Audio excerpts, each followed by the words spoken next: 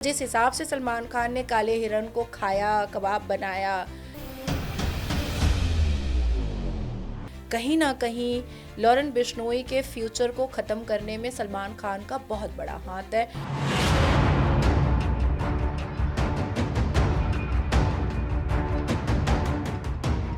और उसको एक मामूली एलएलबी के स्टूडेंट से एक गैंगस्टर कन्वर्ट करने में सलमान खान का बहुत बड़ा हाथ है। लॉरेन बिश्नोई कोई टेररिज्म ऑर्गेनाइजेशन तो नहीं है। देश की सरकार से, आपके प्लेटफॉर्म से मैं रिक्वेस्ट करूंगी कि लॉरेन बिश्नोई को इतनी सहायता दी जाए, इतनी फैसिलिटीज दी जाए कि वो अपने एलएलबी की पढ़ाई को कंप्लीट कर सके। आप हिंदुओं का ब्लड भी लेते हो ना। आप mobile phone, smart mobile phone भी यूज़ करते हो, आप कैमरा के सामने भी आते हो, आप शॉपिंग मॉल भी जाते हो, आप लिफ्ट पे भी चढ़ते हो, आप डर्मेटोलॉजी के पास भी जाते हो, आप डायग्नोज सिस्टम को भी यूज़ करते हो, आप फ्लाइट पर भी चढ़ते हो, आप हेलीकॉप्टर पे भी चढ़ते हो, आप बैंक भी यूज़ करते हो, आप इंश्योरेंस भी कराते हो, सब कुछ करते हो, गाड़ी भी यूज़ करते हो, एसी भी यूज़ करते हो, फिर भी कहते हो कि हम तो शरिया से चलेंगे। तो ये जो चीजें मैंने गिनवाई लग्जरी, इसको छोड़ना है, ये तो छोड़ना पड़ेगा ना आपको जी। ये जहरीला सांप वाला स्टेटमेंट, ये तो देखिए, हमारा कुरान इस बात की वजाहत करता है, जो मल्लिकार्जुन खड़गे ने कहा है वो बिल्कुल अप्रोप्रिएट गलत है और उनको माफी मांगनी चाहिए, उनके ऊपर फतवा जारी होना चाहिए। मुस्लिम्स में जो पुरुष हैं वो कुछ और सोचते हैं, महिलाएं कुछ और सोचते हैं, या फिर महिलाएं भी बहुत रेडिकल हो रही हैं। ऐसी महिलाएं, अगर देश की सरकार मुझे आज एक ग्रीन सिग्नल दे दे, मैं भारत से 50 लाख मुसलमान ऐसी महिलाएं मोदी जी के ऑफिस में ले जाऊंगी जो मेरी तरह मुखर होना चाहती हैं, बात करना चाहती हैं, अपनी बातों को रखना चाहती हैं।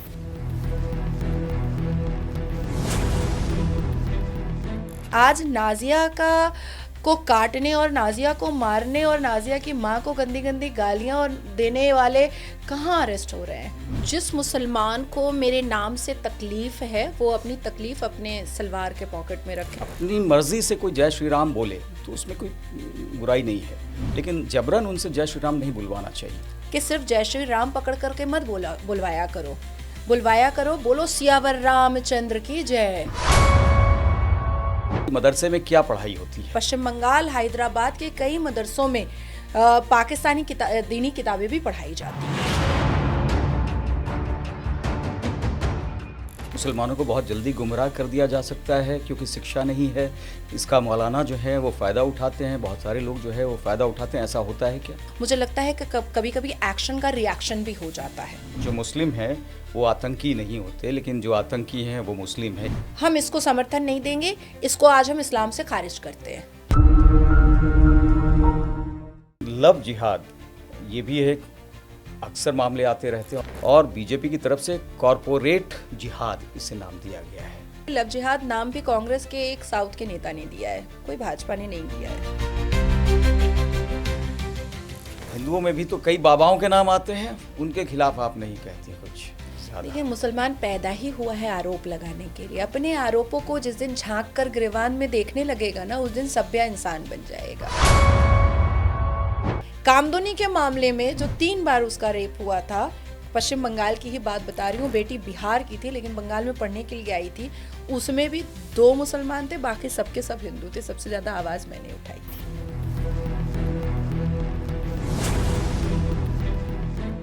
ये भी कहा जाता है कि जहाँ पर संविधान से फायदा हो रहा है यानी अधिकारों की बात होती है तो वहाँ तो मान लेते हैं, फिर जहाँ पर पर्सनल लॉ की जरूरत होती है कहते हैं हम तो इसके हिसाब से चलेंगे। मतलब गिरगिट शर्मा जाए, अगर कोई मुफ्ती खारी खड़ा हो जाए ना और पेड़ पर गिरगिट रहे तो गिरगिट कहेगा जल्दी भागो, क्योंकि मैं तो फिर भी सेकंड लूंगा रंग बदलने में, ये तो सेकंड भी नहीं लेगा रंग बदलने में। राहुल गांधी भी बहुत सुर्खियों में रहते हैं। पिछले 10 सालों में उनमें कुछ फर्क आपको देखने को मिला? क्या फर्क देख रही हैं? मुझे लगता है सिद्धू ने उनका नाम पप्पू गलत रखा है। गाना गुनगुनाना भी कुछ पसंद है आपको? अजीब दास्तां है ये, कहाँ शुरू कहाँ खत्म। नमस्कार, आप देख रहे हैं केके अनफिल्टर्ड। मैं हूं करुण कुमार। नाजिया इलाही खान, इस नाम से आप ज़रूर वाकिफ़ होंगे। बेबाक, बेखौफ, बिंदास अंदाज में धार्मिक कुरीतियों पर वो प्रहार करती हैं और गलत और देशहित के खिलाफ काम करते हुए इस्लाम को बदनाम करने की जो साजिश रचते हैं, उन्हें खास तौर पर बेनकाब करती हैं। आज हमारी मेहमान नाज़िया खान ही हैं। बहुत बहुत स्वागत है आपका नाज़िया। वंदे मातरम, भारत माता की जय।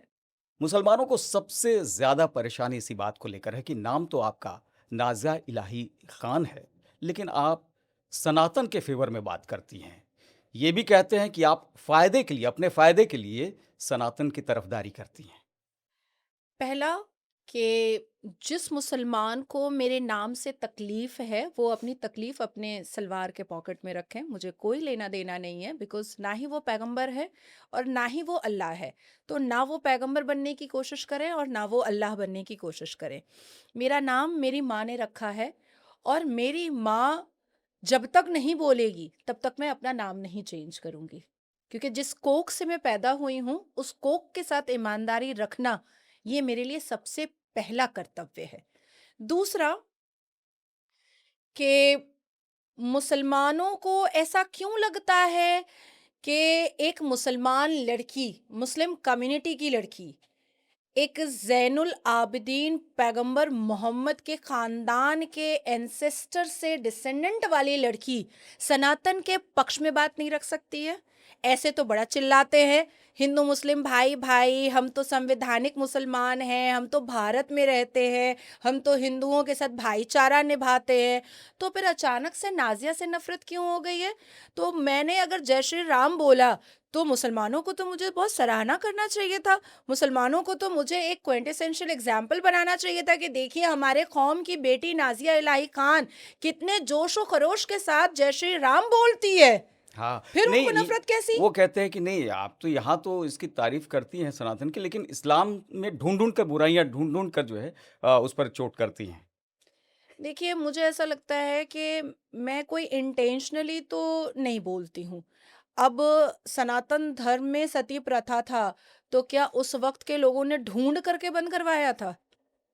मनुस्मृति को पढ़-पढ़ करके ढूँढ-ढूँढ करके बंद करवाया था, इंटेंशनली करवाया था। चाइल्ड मैरिज को सनातनियों ने बंद करवाया तो ढूँढ-ढूँढ करके बंद करवाया था, नहीं। हर वक्त रिफॉर्मेशन की ज़रूरत पड़ती है। आज जो हाफ़िज़ कुरान, क़ारी, मुफ्ती, मुल्ला, इमाम, मुअज़्ज़िन, इस्लामिक स्कॉलर, प्रीचर, ये लोग जो जो हिजरत करने वाले हैं, जो तबलीग करने वाले हैं, ये लोग जो मोबाइल फ़ोन यूज़ कर रहे हैं, तो इस्लाम का विरोध कर रहे हैं। टेक्नोलॉजी, जो लोग टीवी चैनल पर बैठ करके डिबेट कर रहे हैं और कैमरा फेस कर रहे हैं वो इस्लाम का विरोध कर रहे हैं। जो लोग बैंक में पैसा रख रहे हैं वो लोग इस्लाम का विरोध कर रहे हैं।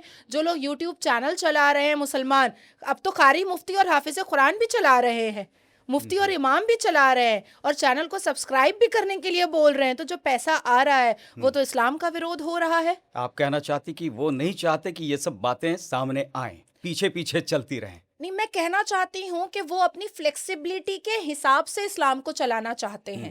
वो रिफॉर्म तो हो रहे हैं। अब अजान जो लाउड स्पीकर पर हो रहा है, तो क्या ये अल्लाह ने बनाया था कि पैगंबर मोहम्मद ने बनाया था लाउड स्पीकर को?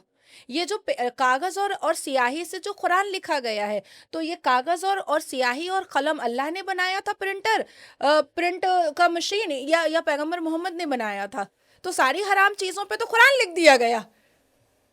अजान जिससे बुलाया जाता है नमाजियों को नमाज के लिए, हैया अलल फलाह, हैया अलल फलाह, हैया अलल सलाह, हैया अलल सलाह, आओ नमाजी नमाज को, और आप किस पे पुकार रहे हो नमाजियों को? हराम चीज़ लाउड स्पीकर पर। तो बेसिकली ये नहीं चाहते कि नाज़िया ढूंढ ढूंढ करके निकाल रही है, ऐसा कुछ नहीं है। ये चाह रहे हैं कि मैं अपनी फ्लेक्सिबिलिटी से अपनी अय्याशियों को इस्लाम का अमली जामा पहना करके, अपनी बदतमीजियों को, अपने गुनाह को इस्लाम के जस्टिफिकेशन में ढक करके मैं करता रहूं और नाज़िया इसको डिकोड ना करे, नाज़िया बस चुप रह जाए। यानी इस्लाम के तले आप गलत काम करते रहें, एक आवरण ऊपर से रहे जिससे लोगों को दिखे नहीं कि कुछ नीचे गलत चीजें हो रही हैं। Exactly. और यही जब आप हटाती हैं पर्दा तो लोगों को तकलीफ होती है। आप अब जैसे मैं आपको एक इंसिडेंट बताती हूँ। अभी रमज़ान में हम लोग डिबेट पर थे। अब इस्लामिक स्कॉलर बैठते ही हैं, प्रीचर बैठते ही हैं, तो मैंने उनसे एक सवाल पूछ लिया कि पहले आप ये बताइए, मुझे बुरा बोलने से पहले, मेरा कैरेक्टर असैसिनेशन करने से पहले, मुझे डिफेम और मलाइन करने से पहले आप पहले ये बताइए कि रमज़ानुल मुबारक के इबादत वाले महीने में आप ये हराम चीज़ कैमरा में कर क्या रहे हैं? दूसरा ये बताइए कि आप रोज़े में रहते हुए आप इतना चीख रहे हैं तो आपका वज़ू तो बचा नहीं, और वज़ू बचा नहीं तो रोज़ा नहीं बचा। तो ये 2 हराम काम आप कर कैसे रहे हैं? मेरी तो छोड़ ही दीजिए, आप तो अल्लाह के नहीं हैं, तो इस देश के क्या होंगे और मेरे तो क्यों ही होंगे? अब हम्म। उसके बाद उनको बुरा लग जाता तो है। ये तो बौखलाहट में तब्दील हो जाती है बातें। नहीं तो ये कई बार ये है कि जैसे जय श्री राम आपने ये बात कही थी, कई वीडियोज़ ऐसे आते हैं और सड़क पे कुछ लोग पकड़ के जय श्री राम बुलवाते नज़र आते हैं। तो क्या ऐसा होना चाहिए? भई अपनी मर्ज़ी से कोई जय श्री राम बोले तो उसमें कोई बुराई नहीं है, लेकिन जबरन उनसे जय श्री राम नहीं बुलवाना चाहिए। देखिए, मुझे लगता है कि कभी-कभी वाइस वर्सा भी हो जाता है। जिस तरीके से दावत इस्लाम चल रहा है इस देश में, जिस तरीके से कन्वर्शन चल रहा है इस देश में, जिस तरीके से अखंड भारत का बँटवारा हो कर के कभी बांग्लादेश मुस्लिम कंट्री बन जा रहा है, कभी पाकिस्तान मुस्लिम कंट्री बन जा रहा है, जिस तरीके से मुस्लिम पर्सनल लॉ बोर्ड यहाँ पर रखा गया है, जिस तरीके से जमायतुल उलमाए हिंद रखा गया है, जिस तरीके से देश की सर्वोच्च न्यायपालिका के किसी भी जजमेंट को आने से पहले मुस्लिम पर्सनल लॉ बोर्ड के इंटरवेंशन को 2-2 3-3 डेकेड सुना जाता है, जिस तरीके से लव जिहाद के माध्यम से हिंदू बेटियों को टारगेट किया जाता है, मुझे लगता है कि कभी-कभी एक्शन का रिएक्शन भी हो जाता है। हुँ। और मैं तो हिंदू बच्चों से कहना चाहूँगी कि सिर्फ़ जय श्री राम पकड़ कर के मत बुलवाया करो। बुलवाया करो, बोलो सियावर रामचंद्र की जय, ऐसे बुलवाया करो। नहीं तो ये ख़ैर ज़बरदस्ती नहीं होनी चाहिए, उनके अंदर कुछ ऐसा वो डेवलप करना चाहिए। इसमें मदरसा का रोल भी फिर आ जाता है कि मदरसे में क्या पढ़ाई होती है। भई वहाँ पर देशभक्ति की कुछ बातें होती हैं, होनी चाहिए, कुछ सुधार की बात तो हो रही है यूपी में तो ख़ास तौर से। मैं आपको इसमें एक चीज़ कहूँगी कि अज़ान जो 5 वक़्त होता है, वो भी तो ज़बरदस्ती ही सुनाया जाता है ना हिंदुओं को। उस अज़ान में क्या है? अल्लाहु अकबर, अशहदु अन ला इलाहा, अशहदु अन ला इलाहा, हय्या अलल फलाह, हय्या अलल फलाह, हय्या अलल सलाह, हय्या अलल सलाह, अल्लाहु अकबर। तो इसका अर्थ क्या निकलता है? इसका अर्थ निकलता है अल्लाह और उसके नबी के अलावा इबादत के कोई लायक नहीं है। तो ये भी तो ज़बरदस्ती ही सुनाया जा रहा है ना।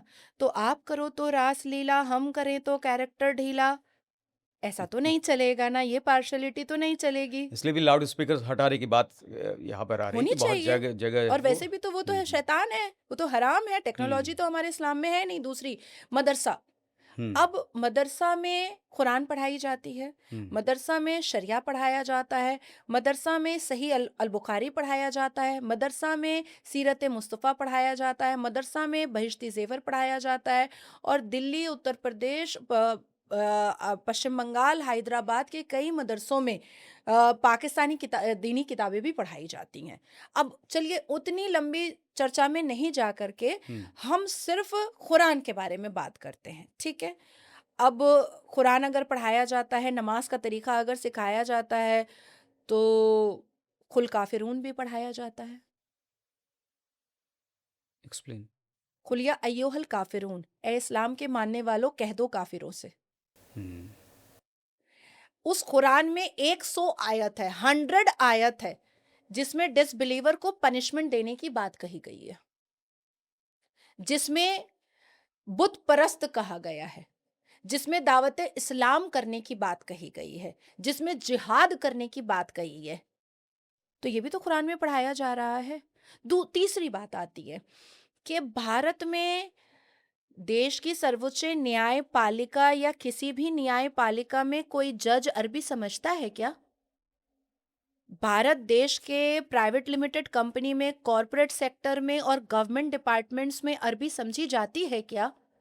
क्या देश के प्रधानमंत्री श्री नरेंद्र दामोदर दास मोदी जी के का कोई भी ऐसा ऑफिस का डेस्क है जहां पर अरबी का एक डेस्क बनाया गया है?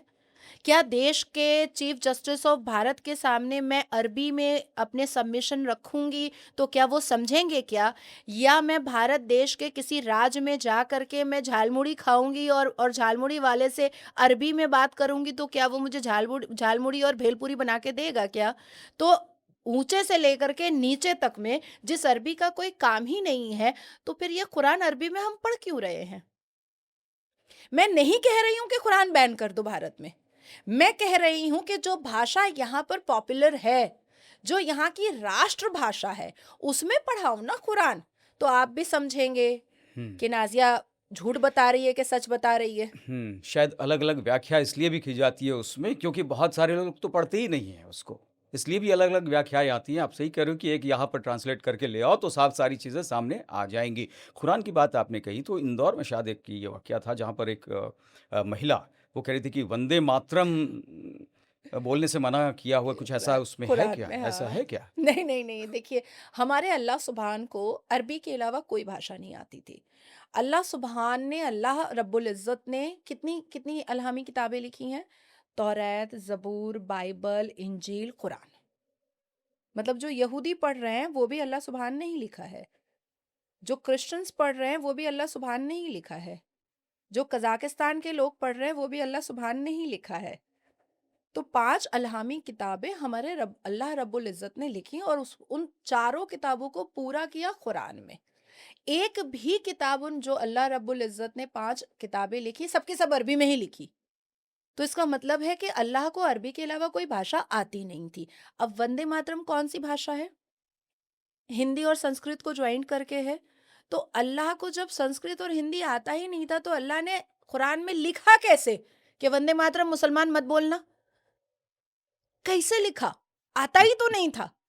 दूसरा कि जो जिस कांग्रेस की पार्षद ने ये बात कहा, उन्होंने ये बताया क्यों नहीं कि किस वर्ष में, किस आयत में, किस सूरा में, किस निस्फ में, किस अरबा में, किस सलासा में, कहाँ पर खत्मुल कुरान में, कुरान के किस सजदा में ये बात अल्लाह सुब्हान ने कहा है कि मुसलमानों, मेरी उम्मतों और पैगंबर मोहम्मद की सुन्नत रसूल वालों, अगर तुम हमारी उम्मत हो और तुम नबी के सुन्नत पर चलते हो तो वंदे मातरम मत बोलना। कहाँ लिखा हुआ है?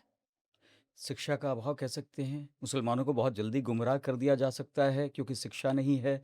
इसका मौलाना जो है वो फ़ायदा उठाते हैं, बहुत सारे लोग जो है वो फ़ायदा उठाते हैं, ऐसा होता है क्या? यही देखिए, हो रहा है क्या? मौलाना तो फायदा उठाते ही हैं, पर कुछ कुछ रेडिकल जिहादन महिलाएं भी हैं। रेडिकल जिहादन महिलाएं हुँ, भी हैं। अब मतलब मुस्कान जो, वेस्टेड इंटरेस्ट जो भी हैं, वो सारे वो फ़ायदा उसका उठा रहे हैं। मतलब ऐसे लोग हैं जो कि भारत को पहले रखते हैं, धर्म को पीछे रखते हैं, क्या ऐसे लोग भी हैं? नहीं, ऐसे नहीं हैं। जो ऐसे हैं वो जैसे हम लोग हैं, हुँ। तो हम लोगों को गला काटने के लिए रोज धमकियां आती हैं हमें। यानी आपको लगता है कि जो भारतीय संविधान है, वो भी पीछे है पर्सनल लॉ की मैं तुलना आपको में? बताऊं, अच्छा मुसलमान और खराब मुसलमान। हुँ, मुसलमान जो प्रीचर है, जो इस्लाम के ठेकेदार हैं भारत में या पाकिस्तान में बैठे हुए, उनके पास एक डेफिनेशन है अच्छे मुसलमान का और खराब मुसलमान का। अच्छा मुसलमान वो है जो आतंक, जिहाद, टेररिस्ट, इन लोगों का समर्थन करेगा। अच्छा मुसलमान भारत का वो है जो यूसीसी का विरोध करेगा, जो एनआरसी सीएए का विरोध करेगा, जो भारत के संविधान का विरोध करेगा, जो भारत के सरकार का विरोध करेगा अगर भाजपा की सरकार आ जाए, जो मंदिर का विरोध करेगा, सनातन धर्म के देवी देवताओं को डिफेम और मलाइन करेगा, जो संविधान को डिफेम और मलाइन करेगा, जो भारत माता को डिफेम और मलाइन करेगा, वो सब अच्छा मुसलमान है। अब खराब और गंदा मुसलमान कौन है पता है? जो हुँ। भारत माता की जय बोलेगा वो गंदा मुसलमान है। जो वंदे मातरम बोलेगा वो बहुत गंदा मुसलमान है। जो सनातन धर्म की प्रशंसा कर देगा वो तो मतलब वो तुम तो अब मर ही जाओ। तुम तो अब कट ही जाओ। नहीं तो ये कौन बताता होगा कि वंदे मातरम तुम्हें नहीं कहना है? मतलब एक ये छोटे बच्चे को तो नहीं पता होगा ना? नहीं उसे नहीं, ये तो हुँ, बचपन से ही पता हमें समझा हुँ। दिया जाता मैं है वही ना। कह रहा हूँ एजुकेशन सिस्टम। ये मुस्लिम पर्सनल लॉ बोर्ड बताता है, ये मदरसा बताता है। होली मनाने से क्या होगा? मौलाना साहब अल्लाह नाराज होगा। दिया जलाने से दिवाली में क्या होगा? मौलाना साहब अल्लाह नाराज होगा। ऐसे मदरसे में सिखाया जाता है। ये सिखाया जाता है मदरसे में। तो इसलिए बहुत जगह मदरसे में कैमरे लगाने की बात हो रही थी, उस पे भी बड़ा बिल्कुल लगाना बवाल चाहिए। मचा था। हाँ, क्योंकि ये नहीं चाहेंगे ना। हुँ। अब कुरान में लौंडियों की बात है, बांदियों की बात है, रखेलों की बात है, कॉन्क्यूबाइन्स की बात है, माले गनीमत की बात है, पैगंबर मोहम्मद सल्लल्लाहु अलैहि वसल्लम के येलो स्पर्म की बात लिखी हुई है। तो अब आप सोचिए कि अब इसमें अगर कैमरा लगा दिया राज्य सरकार ने, तो सारा हिजाब तो उतर जाएगा। हुँ।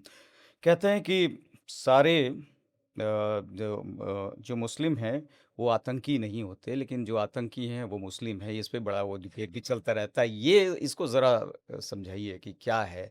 क्योंकि जो आप इसको भी आप कह रहे थे कि अच्छा मुसलमान वही है जो जिहादी होता है, जो आतंकी हो सकता है, जो पाकिस्तान परस्त हो जाए। ये इसको कैसे देखा जाता है? देखिए मुझे ऐसा लगता है कि अगर कोई मुसलमान बहुत अच्छा है, बहुत बेहतरीन है और वो 9 टू 5 वाला व्यक्ति है कि भाई मुझे चुपचाप कमाना है, खाना है, अपने परिवार को पालन-पोषण देना है और मुझे रहना है।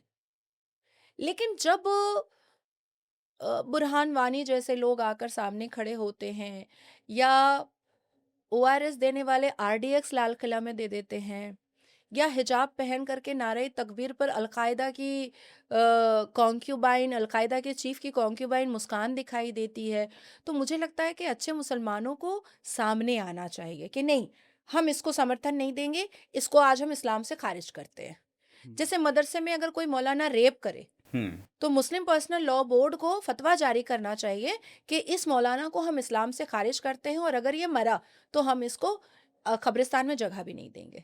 तो अच्छे मुसलमान हम वाज़ाह कर पाएँगे, हम काउंट कर पाएँगे। लेकिन होता क्या है कि जब ईरान के लिए हमारे भारत में पैसा इकट्ठा होता है, तो सब चुप हो जाते हैं, सब चुप हो हुँ। जाते हैं। जब याकूब मेमन के जनाज़े की नमाज़ होती है, तो करोड़ों मुसलमान जाकर के जनाज़े की नमाज़ पढ़ लेते हैं। जब बुरहान वानी को शहादत का दर्जा देने की बात आती है, तो सारे मुसलमान कहते हैं हाँ देना तो चाहिए, हाँ देना तो चाहिए।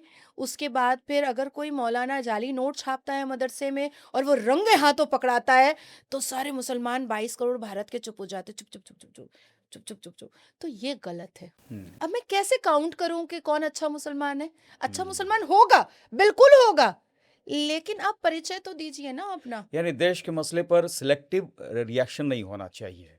एग्जैक्टली, हुँ। एग्जैक्टली। हुँ।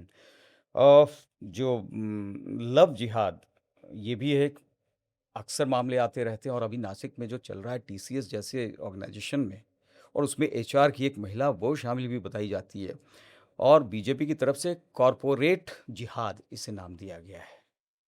क्या वाक़ई जो है बहुत सारे ऑर्गेनाइजेशंस में ऐसा है क्या?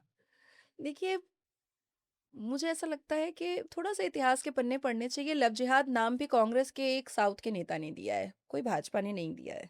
कॉरपोरेट जिहाद मैं कह रहा हूँ कि भाजपा ने अभी इसको बताया अब क्या किया क्योंकि जाए जब हुँ, कॉर्पोरेट जिहाद, लेकिन लव जिहाद ये जो हुँ, जिहाद है ये हुँ, कांग्रेस ने दिया है। ये हमारे बीजेपी वालों ने नहीं हुँ, दिया है, ठीक है। अब आती है बात कि जो मुसलमान कन्वर्शन करवा रहे थे या लव जिहाद जो कर रहे थे या harassment sexual sexual harassment on working place जो कर रहे थे, तो वो तो अपने इस्लाम का काम पूरा कर रहे थे। अब जैसे मेरी अम्मा ने मुझे सिखाया है कि कभी किसी से बदतमीजी नहीं करना, इस भारत के संविधान ने सिखाया है कि मुझे क्रिमिनल कोई एक्टिविटीज नहीं करनी है। मैं काला कोट पहन करके कोर्ट जाती हूँ तो मुझे देश के कानून ने बताया है कि आप किसी को डिफेम और मलाइन नहीं कर सकते, तो मैं उस आज्ञा का पालन करती हूँ। तो उसी तरीके से मुसलमानों को सिखाया गया है कि आपको दावत इस्लाम करना है और इस्लाम में लेकर के आना है। सूर्य अल इमरान पढ़ लीजिए, सूर्य अल बकरा पढ़ लीजिए, सूर्य फजीलत पढ़ लीजिए, सूर्य निसा पढ़ लीजिए, सब में दावत इस्लाम की बात लिखी हुई है। तकरीबन 10 से ज़्यादा ऐसी आयतें हैं जिसमें साफ-सुथरे तरीके से अल्लाह इस बात की वज़ाहत कर रहा है कि आपको कैसे दावत इस्लाम में लेकर के आना है। तो वो अपने इस्लाम का काम कर रहा था। अब सवाल ये पैदा होता है कि उसमें जो हिंदू हैं, वो क्या कर रहे थे? वो वही कर रहे थे, जो उन्होंने ब्रिटिश को रूल करवाया भारत में पैसे लेकर के, या मुगल को भारत में रूल करवाया पैसे लेकर के, या क्या अभी भी वो ऐसे हिंदू हैं यहाँ पर इस देश में जो देश बेचने को तैयार हैं और हिंदू बहू बेटियों की आबरू और इज्जत भी बेचने को तैयार है? अब तीसरी बात आती है कि पुलिस क्या कर रही थी? महाराष्ट्र की पुलिस तो बड़ा अवार्ड लेती है। महाराष्ट्र की पुलिस तो शाहरुख खान के साथ एनुअल फंक्शन डे पे बड़ा ठुमके लगाती है वर्दी में। तो वो क्या कर रही थी? क्योंकि हमारे देश का कानून जो है वो अच्छा है जी। पॉश पॉश एक्ट को अगर अगर नासिक के पुलिस ऑफिसर ने पहले पढ़ लिया होता, या कन्वर्शन एक्ट को नासिक के पुलिस ऑफिसर ने अगर पहले पढ़ लिया होता, prevention of sexual harassment act और कन्वर्शन एक्ट को अगर पढ़ लिया होता, तो मुझे लगता है कि 2022 से 2026 तक लड़कियों को विक्टिमाइज्ड नहीं होना पड़ता। लेकिन दुर्भाग्य और विडंबना इस बात की है कि बॉम्बे पुलिस के पास समय ही नहीं है जनता को देखने का। बॉम्बे की पुलिस तो अच्छा, अमिताभ जी निकल रहे हैं, 3000 पुलिस लगा दो भाई। शाहरुख खान निकल रहा है, 5000 पुलिस लगा दो भाई। अरे आज सलमान बाबा निकल रहे हैं, 6000 पुलिस लगाओ भाई। तो 4 घंटे, 5 घंटे, 8 घंटे तो सलमान खान के तलवा चाटने में वहां बॉम्बे की पुलिस रहती है। बॉलीवुड के रंग में रंग गई है बॉम्बे की पुलिस, आप बॉम्बे कह की पुलिस सकते तो हैं। ठुमका लगाने में, और सलमान खान, शाहरुख खान, टुच्चा, चवन्नी, अठन्नी, दसनिया पैसा वाला जिसका कोई वैल्यू नहीं है, ऐसे ऐसे एक्टर्स को बॉम्बे में पुलिस प्रोटेक्शन दिया जाता है। और क्यों दिया जाता है? कि वो अपनी गर्लफ्रेंड के साथ बार में दारू पीने जा रहा है, कि वो अपनी अपनी छमिया और लैला के साथ वो कॉफी पीने के लिए जा रहा है, वो रात में सैर सपाटा करने जा रहा है और पीछे हो करके हॉर्न बजा बजा करके पुलिस पीछे से उनको प्रोटेक्शन देती है। मानो ऐसे प्रोटेक्शन दे रही है जैसे लग रहा है ऑपरेशन सिंदूर में यही छाती लेकर खड़े थे। बॉलीवुड की बात आ गई है, मुंबई की बात आ गई है, तो बहुत सालों तक सलमान खान, शाहरुख खान, आमिर खान, ये तिकड़ी इनका दबदबा रहा। सैफ अली खान को भी उसमें जोड़ ले सकती हैं। इनको कैसे देखती हैं बॉलीवुड में भूमिका? क्योंकि बहुत सारे लोग बोलते हैं कि भाई अगर बाहर से कोई आता है तो जगह नहीं बन पाती, और वहाँ पर एक अलग ही रूल है। कि जब तक दाऊद इब्राहिम के पैसे पर मूवीज बन रही थी तब तक इनका दार दौरा चल रहा था। अब दाऊद इब्राहिम के खिलाफ मूवी बन रही है तो सारे खान जो है मुंह तोते की तरह पीछे घुमाकर बैठे हुए हैं। हम्म अब लगातार जो है वो इस्लाम में जो कुरीतियां हैं, जो गलत चीज़ें हैं, आप हाईलाइट करती हैं, लेकिन जो कुछ मुस्लिम्स हैं उनका ये आरोप रहता है कि भाई हिंदुओं में भी तो कई बाबाओं के नाम आते हैं, उनके खिलाफ आप नहीं कहती कुछ देखिए, ज़्यादा। मुसलमान पैदा ही हुआ है आरोप लगाने के लिए। अपने आरोपों को जिस दिन झांक कर गिरवान में देखने लगेगा ना, उस दिन सभ्य इंसान बन जाएगा। अब जिन बाबाओं की बात है, मैंने राम रहीम बाबा के खिलाफ बढ़ चढ़ करके कहा था। सबसे ज्यादा वोकल आवाज मेरी थी। 5 फरवरी 2012 को पार्क स्ट्रीट पार्क होटल में कोलकाता में एक एनआरआई लड़की का रेप हुआ था। मेरी उम्र बहुत कम थी, एक्सट्रीमली कम थी। उस वक्त भी से लेकर के आज तक अगर बाकी के लोग और प्राइम एक्यूज का बेल नहीं हो पा रहा है एक्यूज का, तो वो वजह मैं ही, क्योंकि सबसे ज्यादा मैं आवाज उठाती हूँ, जिसमें 2 मुस्लिम लड़के थे और 5 हिंदू लड़के थे। कामदुनी के मामले में जो 3 बार उसका रेप हुआ था, पश्चिम बंगाल की ही बात बता रही हूँ, बेटी बिहार की थी लेकिन बंगाल में पढ़ने के लिए आई थी। उसमें भी 2 मुसलमान थे, बाकी सबके सब हिंदू थे। सबसे ज्यादा आवाज मैंने उठाई थी। जब सारे के सारे लोगों में से खास करके ममता बनर्जी की सरकार के माध्यम से तीन तीन कामदूनी वाले मामले में 2 मुसलमानों को जब एक्विटल दिया गया था, तो जब वो कामदूनी के माता पिता जब रगड़ करके अपना माथा रो रहे थे कलकत्ता हाईकोर्ट के बाहर, तो उनको गला लगा करके उनके आंसू पोंछने के लिए भी मैं ही खड़ी थी। तो बलात्कारी बलात्कारी होता है, उस वो हिंदू में हो चाहे वो किसी भी धर्म या समुदाय में हो, मैं उसके खिलाफ हूं। और मैं आपके प्लेटफॉर्म से बोल रही हूं कि बलात्कारी अगर कोई आचार्य है और अगर हाफिज कुरान है, तो भी ऑसिफिकेशन रिपोर्ट और मेडिकल रिपोर्ट में अगर आर्टिकल मैच कर जाता है, 3 महीने में फांसी की सजा दो। तो जो आरोप लगाते हैं वो ज़रूर सुन रहे होंगे। देखिए यहाँ पर कि भई इसमें कोई भेदभाव नहीं होता है। ये है कि आप देखते क्या हैं, आप सुनते क्या हैं, आप समझना क्या चाहते हैं। ये आपके ऊपर होता है कि कौन से हमने तर्क ले लिए, कौन से हमें नहीं चाहिए, वो नहीं पसंद है। एजुकेशन की बात हो रही थी, अभी नासिक वाली घटना की बात हुई, लव जिहाद की बात हो रही थी। ये भी हो रहा था कि अगर पढ़ाई हो जाए, शिक्षा आ जाए मुस्लिम्स में, तो शायद चीज़ें सही हो जाएँ। लेकिन हमने देखा कि जैसे कॉरपोरेट जिहाद वाली बात आई, या फिर जो है वो डॉक्टर्स और आईटी प्रोफेशनल्स जो है वो टेरर नेटवर्क में उनका नाम आया, कैसे दिल्ली में ब्लास्ट हुआ। तो फिर वहाँ तो एजुकेशन भी मायने नहीं रखता, बल्कि ज़्यादा पढ़े लिखे जो हैं वो बड़े कांड करते हुए दिखाई पड़ रहे हैं। मैं आपको एक एग्जाम्पल दूं। इंस्टेंट ट्रिपल तलाक में सबसे यंगेस्ट लॉयर मैं थी, को बैन करने में। 2017 अगस्त में जब उसका ऐतिहासिक जजमेंट आ रहा था, तो 3 जजेस की बेंच थी जो जजमेंट लिख रही थी। उसमें 2 जज ने साइन कर दिया था कि इंस्टेंट ट्रिपल तलाक जो है वो बैन हो जाना चाहिए। एक जज ने साइन नहीं किया था। उनका नाम क्या है पता है? वो मुस्लिम थे। नाम नहीं लूंगी मैं, क्योंकि जो जज रह चुके हैं और मुझे फिर कल सुबह उसी कोर्ट में जाना है। वो मुस्लिम थे।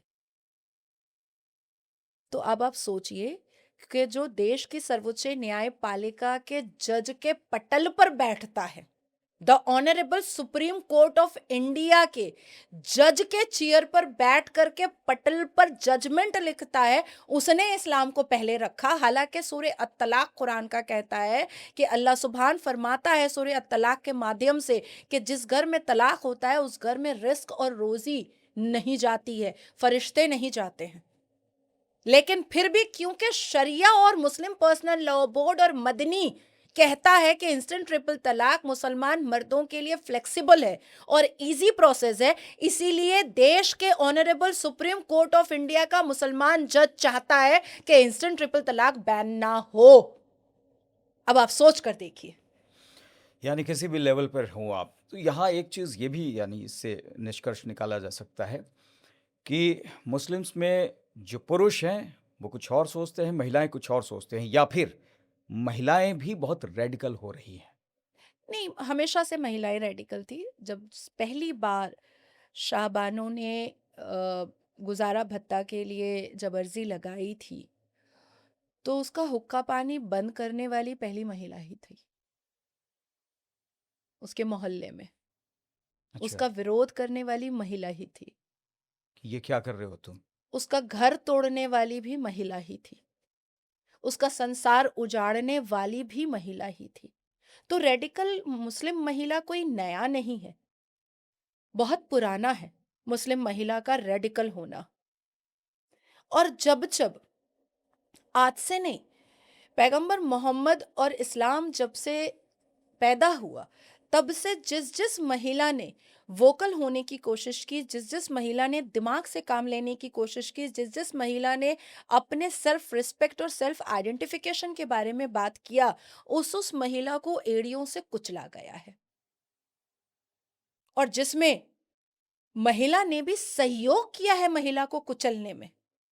हम्म, अब आप सोचिए कि 2019 में मैंने पॉलीगेमी और हलाला के खिलाफ देश की सर्वोच्च न्यायपालिका में पब्लिक इंटरेस्ट लिटिगेशन डाला। आपको पता है सबसे ज्यादा विरोध का सामना मुझे किसका करना पड़ा है? मुस्लिम महिलाओं का। 4 शादियां मैं बंद कर रही हूं, इसमें फायदा किसका था? मुस्लिम महिलाओं का ही तो था। क्यों विरोध करती हैं?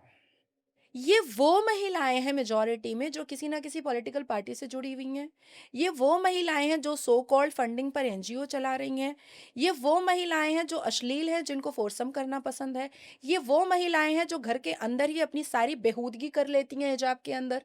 लेकिन इसमें वो महिलाएं मेरे समक्ष और मेरे समर्थन है में हैं जिनको मेरी जैसी विचारधारा बहुत पसंद है, जिनको अपनी अपने आप को टच करवाना बिल्कुल पसंद नहीं है।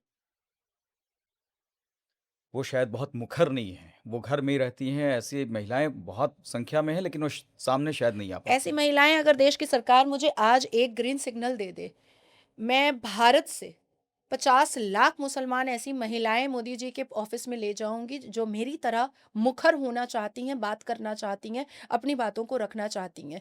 लेकिन आज नाजिया का को काटने और नाजिया को मारने और नाजिया की माँ को गंदी गंदी गालियां और देने वाले कहाँ अरेस्ट हो रहे हैं? कहाँ अरेस्ट हो रहे हैं? जब नाजिया को की मॉब लिंचिंग हुई कोलकाता में अलीपुर कोर्ट के परिसर में, तो कौन हिंदू आया था नाजिया को बचाने के लिए? मेरे मेरे पूरे शरीर पर 8 ब्लेड के निशान, मेरा वाइट शर्ट यूनिफॉर्म का पूरा रेड हो गया था। कौन आया था हिंदू बचाने के लिए? नाजिया खा रही है कि नहीं खा रही है, नाजिया जिंदा है कि नहीं जिंदा है, कौन कौन आता है पूछने के लिए? तो मैं किसकी जिम्मेदारी पर उनको उठा करके लेकर आऊं? किसकी जिम्मेदारी पर मैं उनका शक्ल शक्ल जो है वो वायरल करवा दूं? कौन बचाएगा उनको? कौन रोटी देगा उनको? सबके माँ बाप तो नाजिया की तरह नहीं है ना, जो बैकबोन बन जाएंगे। पिछले 4 महीना मैं बाहर नहीं निकल पाई क्योंकि सिक्योरिटी रीज़न। क्या किसी ने पलट करके पूछा कि नाज़िया तुम्हारे घर में रोटी बनी है कि नहीं बनी है? 4 महीना तो तुम बाहर नहीं निकल पाई हो। कैसे घर चल रहा है तुम्हारा? तो रोम हर कर करके तो मैं मेरे अब्बा ही मुझे खिला रहे हैं ना। एक छोटू भैया है, हिंदुओं की आवाज़ के नाम से ब्रांडिंग की हुई है और कहते हैं कि बीजेपी सरकार इतने वर्षों से सत्ता में फिर भी हिंदुओं के फ़ायदे के लिए एक भी कानून नहीं बनाया। यानी जितना स्ट्रिक्ट एक्शन होना चाहिए था, जो आप कह रही हैं कि और भी ऐसे लोग बहुत आ गए हैं जो धमकी देते हैं, वो एक्ट भी करते हैं, वो चोट भी पहुँचाते हैं, लेकिन उनके खिलाफ कार्रवाई नहीं होती। तो वाक़ई थोड़ा-सा सॉफ्टनेस है ज़रूर यहाँ पे, ऐसा लगता है। देखिए, मुझे ऐसा लगता है कि देश की सरकार को इतना हार्श होना भी नहीं चाहिए क्योंकि उनको संविधान के दायरे में रहना है। पर देश की पुलिस कानूनी कार्रवाई कर सकती है, उनके हाथ चोर को पकड़ने के लिए या मर्डरर को या आतंकवादी को पकड़ने के लिए कहीं पर नहीं रुके हुए हैं। अब आदरणीय प्रधानमंत्री और गृह मंत्री और फॉरेन मिनिस्टर और डिफेंस मिनिस्टर आकर के ये नहीं बोलेंगे कि आईएसआई ने नाज़िया को फ़ोन करके धमकी दी है, तुम पुलिस जाओ उसको अरेस्ट करो। या देवेंद्र फडणवीस खड़े होकर के ये नहीं बोलेंगे कि नासिक में लव जिहाद और कन्वर्शन मुसलमान चला रहे थे, हुँ, जाओ पुलिस तुम पकड़ करके लेकर आओ। मुझे लगता है कि हर एक राज्यों की पुलिस, हुँ। हर एक राज्यों की सुरक्षा एजेंसी अगर अगर अपने-अपने कर्तव्यों का पालन अब लॉयल्टी के साथ करने लगे, तो अपने आप क्राइम खत्म हो जाएगा देश से। लेकिन इग्नोरेंट बिहेवियर जो पुलिस का है और ब्राइब का लस्ट जो पुलिस का है, वो कहीं न कहीं देश की सरकार और राज्य की सरकार को बदनाम करने में बहुत अहम भूमिका निभाती है। बिल्कुल, अहम भूमिका इसकी है और अभी जो आप कह रहे हैं जो स्थिति यहाँ पर है और महिलाओं की स्थिति और जो है इस्लाम में खराब होती गई है, ये शाहबानो केस का ज़िक्र आपने किया था। राजीव गांधी सरकार ने फैसला बदला था। क्या वो एक गलती थी? अगर वो सुप्रीम कोर्ट का फैसला नहीं बदलता, हक मूवी आई है उसमें ये दिखाया गया अभी फिर से रिलीज़ हुई है वो नेटफ्लिक्स पे, तो उसके बाद से चर्चा और ज़्यादा हो रही है। अगर वो फैसला नहीं बदला जाता, तो क्या सिचुएशन थोड़ा-सा डिफरेंट हो सकता था? स्थिति भिन्न हो सकती थी अभी? मैं सबसे पहले कहूँगी कि मैं मेरा भाग ना बहुत अच्छा है। 2015 में जब मैंने इंस्टेंट ट्रिपल तलाक जब मैंने फ़ाइल किया था, तो मेरा पिटीशन टैग हो गया था शाहबानो जी के साथ ही, जो मैंने कभी सोचा नहीं था कि ऐसा हो सकता है। अब आपने बिल्कुल सही कहा है कि अगर उस वक़्त राजीव गांधी ने ही इस फ़ैसले पर अपने मोहर लगा दिए होते और गुज़ारा भत्ता और इंस्टेंट ट्रिपल तलाक को बैन कर दिया होता, तो शायद उसी वक्त मुसलमानों को समझ में आ जाता कि अगर हम दुर्व्यवहार मुस्लिम महिलाओं के साथ करेंगे या इस्लाम के जस्टिफिकेशन पर हम गलत चीज़ें इस्लाम को इस्लामिक दिखा करके पेश करेंगे तो सरकार पीछे तो नहीं हटेगी।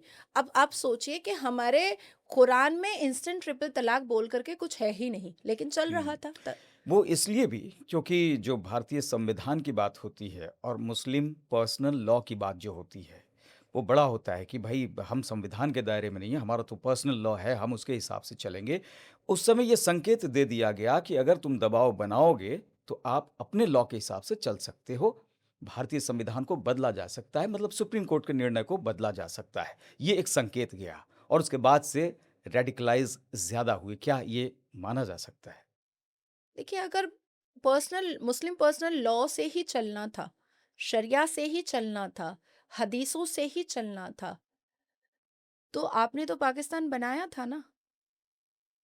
और आपको तो पता था कि यहाँ संविधान लिखा जा रहा है, यहाँ कानून लिखा जा रहा है, आईपीसी सीआरपीसी। तो फिर आपने फिर क्यों चूज किया यहाँ पर रहना?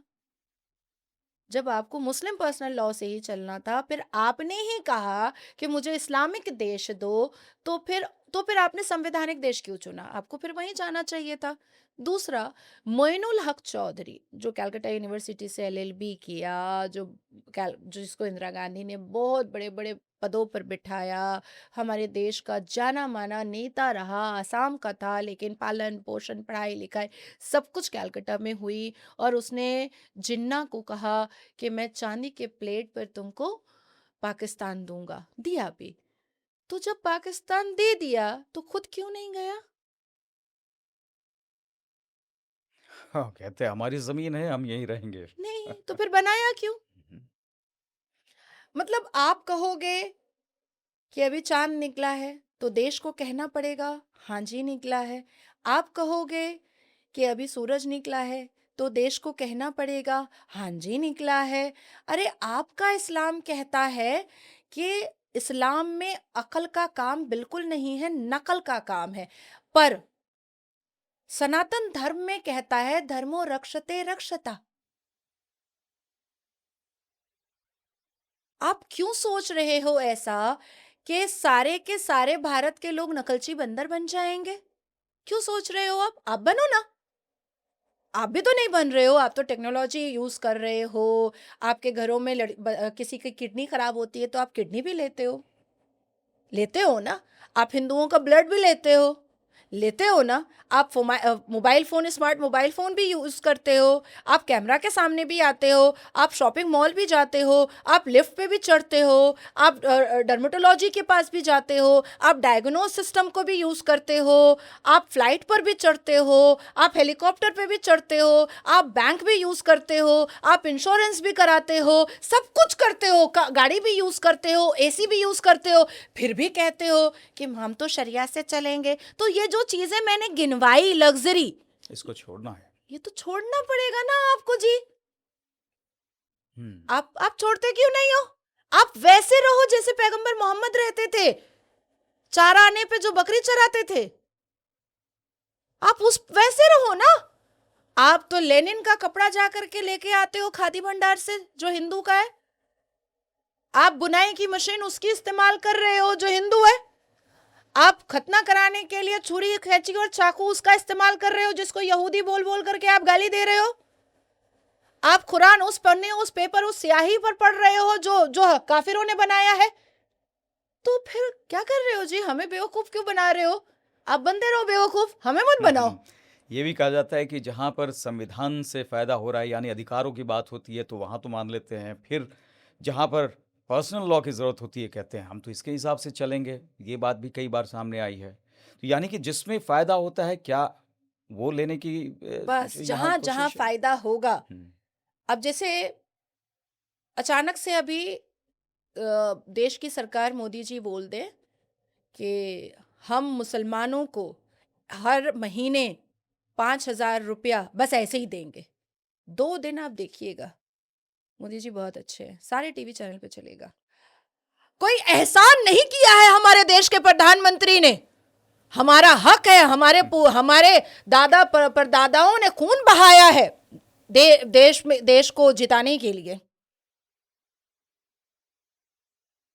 तो इनका जो मतलब गिरगिट शर्मा जाए अगर कोई मुफ्ती खारी खड़ा हो जाए ना और पेड़ पर गिरगिट रहे तो गिरगिट कहेगा जल्दी भागो क्योंकि मैं तो फिर भी सेकंड लूंगा रंग बदलने में।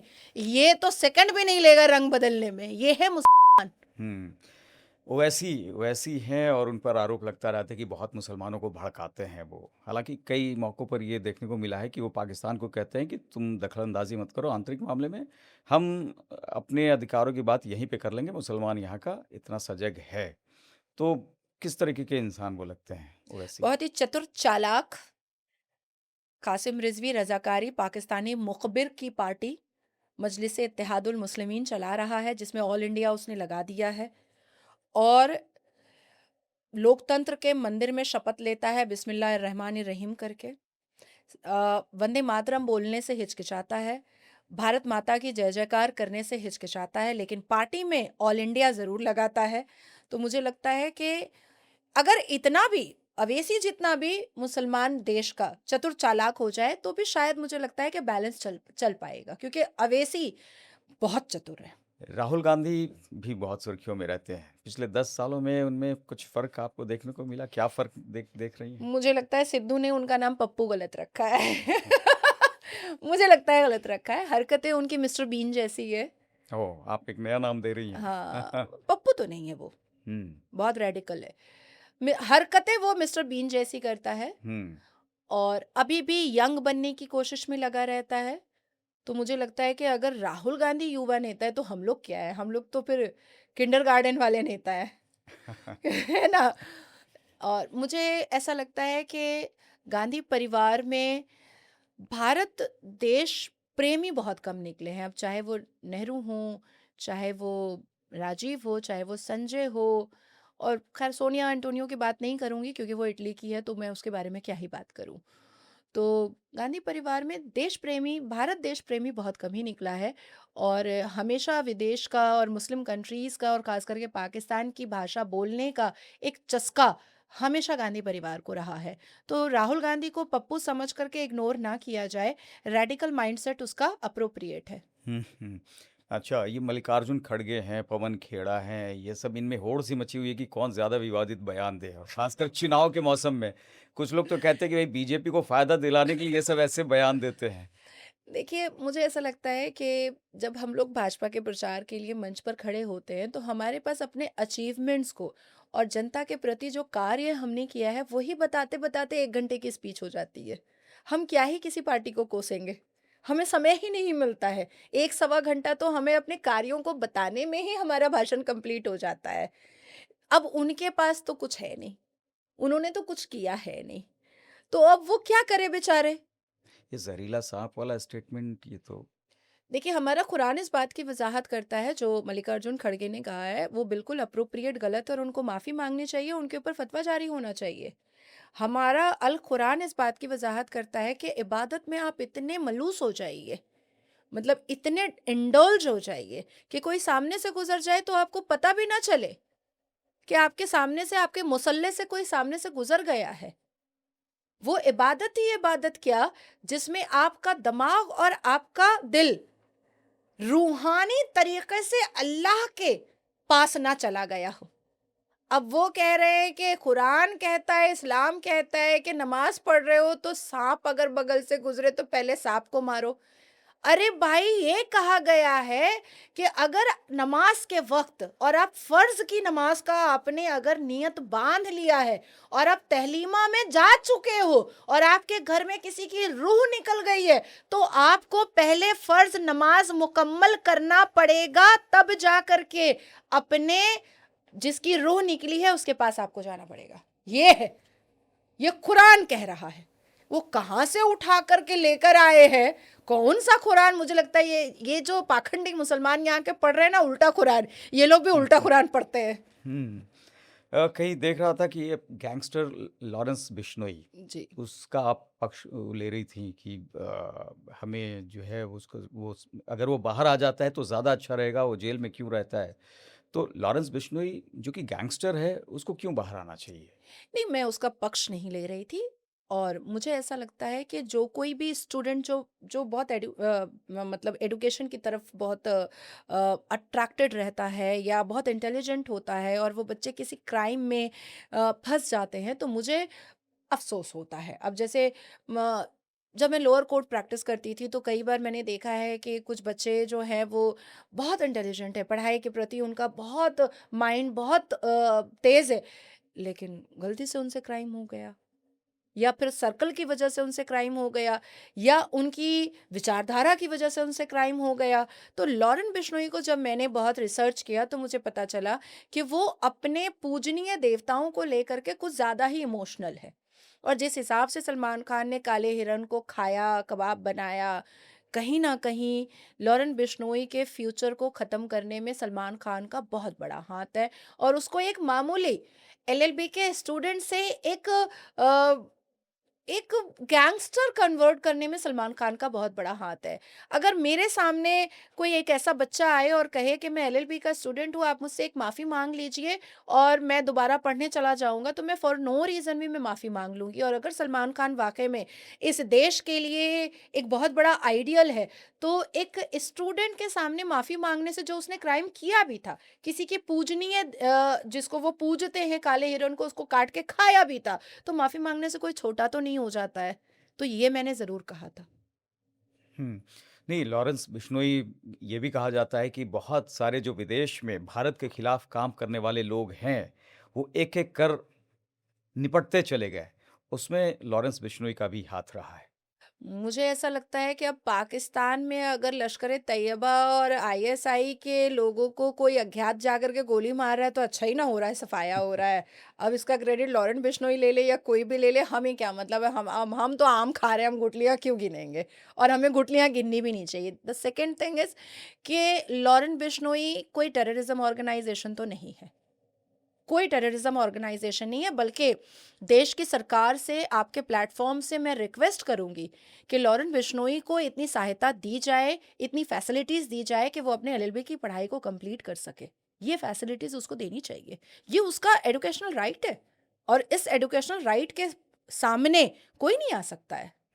पाकिस्तान की बात आपने कही। पाकिस्तान अभी ईरान वॉर में अमेरिका और ईरान के बीच उसने मध्यस्थता की है। हम्म, इसको कैसे देखो? बहुत सारे लोग यहाँ पर भी, कांग्रेस भी जैसे उंगली उठा उठा रही है कि देख मोदी वो कहाँ रह गए, हम्म। पाकिस्तान बाजी मार ले गया। इसको आप कैसे देखती हैं? नहीं, देखिए, पाकिस्तान में अगर लड्डू बांटे जाते हैं मिलाद के, तो भी कांग्रेस के पार्टी ऑफिस में भी लड्डू बांटे जाते हैं। क्योंकि पाकिस्तान में ईद मिलादुन नबी के लड्डू बांटे जा रहे हैं, इसलिए कांग्रेस कार्यालय में भी बटेगा। बेनज़ीर भुट्टो भुट्टो खटाखट 12,000 रुपया देगी, तो राहुल गांधी भी खटाखट 1 लाख रुपए देगा और 8,000 रुपये महीने देगा। तो पाकिस्तान को चीट करना, डॉपलगैंगर बनना और पाकिस्तान के सारी मतलब पॉलिटिकल टेक्निक्स को अडाप्ट करना, ये कांग्रेस कार्यालय में चलता रहता है। इससे हम्म, मुझे तो कोई फर्क नहीं पड़ता है। हम्म, हम लोग कभी कभी देखते हैं ना कि किसी की बारात जा रही होती है, तो पीछे पीछे कुत्ता दुम हिला हिला करके आगे बढ़ता चला जाता है। तो हम कभी कभी बच्चे हंसते भी है कि देखो ढोल बाजा बज रहा है तो कुत्ता क्यों इतना दुम हिला रहा है। तो ईरान और यूनाइटेड स्टेट ऑफ अमेरिका के बीच में बस पाकिस्तान का वही काम हो रहा है। दो लोग ढोल बजा रहे हैं और पाकिस्तान गली के आवारा कुत्ते की तरह दुम हिला रहा है। That's it. हम्म। अ, ये 5 मौजूदा या पूर्व मुख्यमंत्रियों का नाम लेता हूँ। उनके जी, बारे में आप बताएँगे कि क्या जी, जी, सोचती श्योर। हैं? सबसे पहले तो Yogi Adityanath, the best chief minister. Akhilesh Yadav, very very vulgar, बहुत obnoxious. Mamata Banerjee, The new era पैगंबर। No. Devendra Fadnavis, mind blowing. Arvind Kejriwal. Good for nothing. हाँ, हाँ। चलिए, ये चीफ मिनिस्टर कुछ कुछ पॉजिटिव भी हो जाते हैं, बहुत सारी चीज़ें जी, हुई हैं। जी। हाँ, ये है कि कुछ अच्छी बातें इस्लाम में हैं, जिनको आप सामने रख सकती हैं। अच्छी बात है, इकरा पढ़ो, खुद से समझो। और शिक्षा के लिए अगर कहीं भी जाना पड़े, शिक्षित होने के लिए कहीं भी जाना पड़े, किसी से भी पढ़ना पड़े, चाहे वो किसी भी धर्म और जाति और समुदाय का आता हो, शिक्षित हो जाओ। ये एक बात कुरान की बहुत खूबसूरत है। हुँ।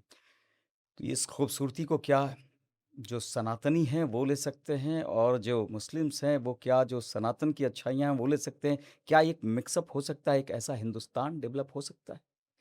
मुझे लगता है कि सनातन में इतनी शिक्षा है, ज़ीरो का आविष्कार से लेकर के सारी चीज़ें ऑलरेडी हिंदुओं के पास है। और अर्थवेद, ऋग्वेद, आज हमारे मुस्लिम कम्युनिटी में अगर कोई वैद और हकीम आया है तो वो आपके ही सनातन धर्म से अडैप्ट करके आया है। आज हमारे यहाँ होम्योपैथिक आया है या हकीम जो जड़ी बूटियाँ देते हैं वो आपके ही सनातन से आया है। तो मुझे ऐसा लगता है कि अगर एटलीस्ट भारत का मुसलमान अगर सनातन धर्म के एडुकेशन को, सभ्यता को, संस्कार को, संस्कृति को अगर अडैप्ट कर ले, तो उनके उनके सिर पर जो एक टैग चल रहा है कि जहालत का, मदरसा छाप का, आतंकवादी का, वो हट जाएगा। वो एक सभ्य इंसान हो जाएंगे। बहुत बेबाक अंदाज में अपनी बातें आप रखती हैं। आपको धमकियाँ भी मिलती होंगी, बहुत परिवार एक्सट्रीमली वाले अगर। बहुत टेंशन में रहते होंगे, जी, आपके ड्राइवर को शायद गोली भी लगी थी जी। कभी। कैसे रहती हैं आप फिर? आप परिवार वाले क्या कहते हैं? आप अपने आप को रिलैक्स कैसे रखती हैं इन सब तनाव भरे माहौल में? एक तो मैं सुबह उठती हूँ, तो मैं सबसे पहले सवा घंटा योगा करती हूँ। योगा के बाद मुझे बहुत रिलैक्स फ़ील होता है, बहुत, और फ़िगर भी सही रहता है, बिकॉज़ 30 के बाद बहुत अपने आप को मेंटेन रखना पड़ता है।